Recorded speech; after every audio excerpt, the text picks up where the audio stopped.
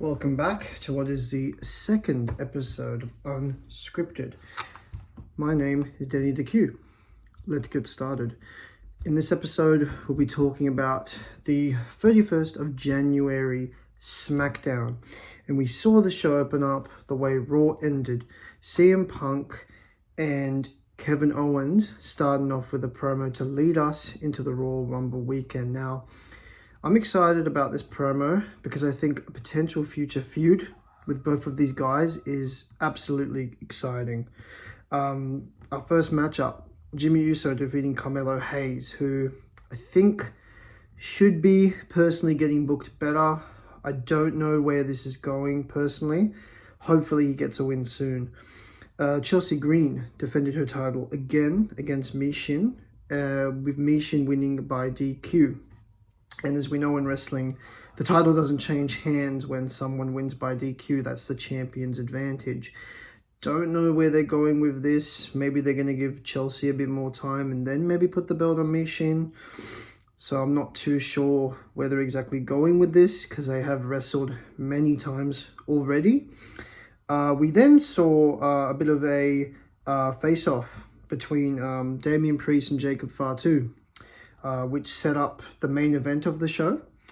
Had an 8-man tag actually, which I have not seen on Smackdown for a while. If there's anyone out there that has seen that in the last 6 months, correct me if I'm wrong, please.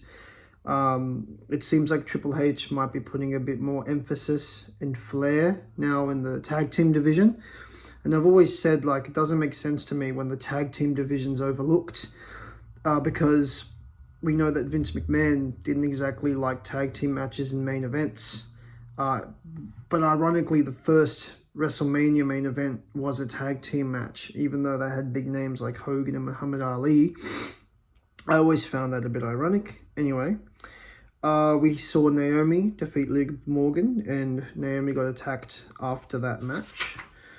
Andrade and The Miz surprisingly had a really good match. I thought Miz maybe was going to win. Maybe that's the optimist in me, perhaps.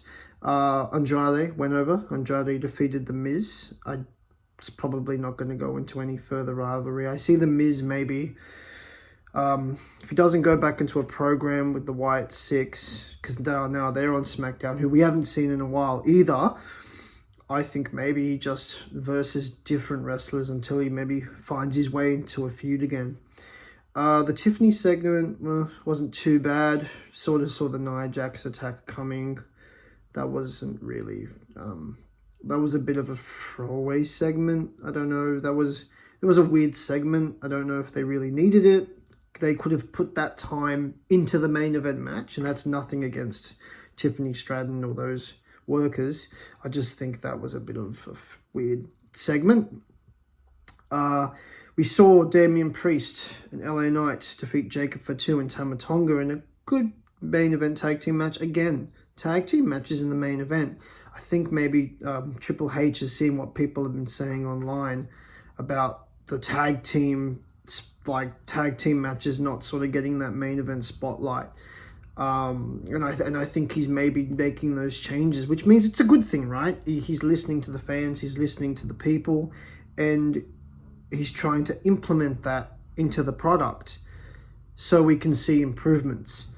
So that's been great. Congratulations actually are in order for Triple H.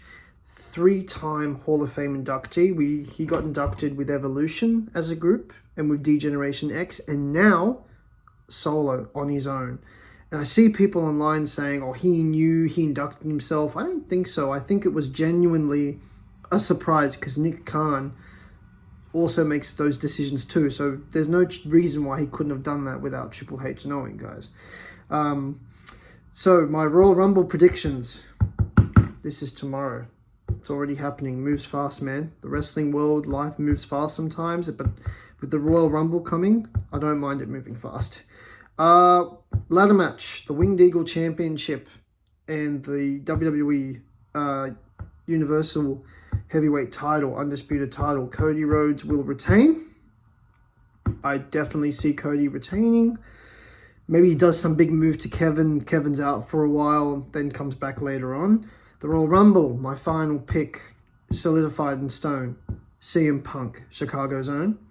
The Women's Rumble, I believe Charlotte Flair will be the first two-time winner. She's coming back, and I think she'll challenge Tiffany Stratton at WrestleMania, and I think that will be one of the best women's feuds in modern wrestling history. Tell me if I'm wrong, but I think that's going to be absolutely insane and awesome. And DIY will retain in the 2 out of 3 falls match, which, again, tag team. A tag team match for the tag team titles and 2 out of 3 falls. So something is happening with that tag team division.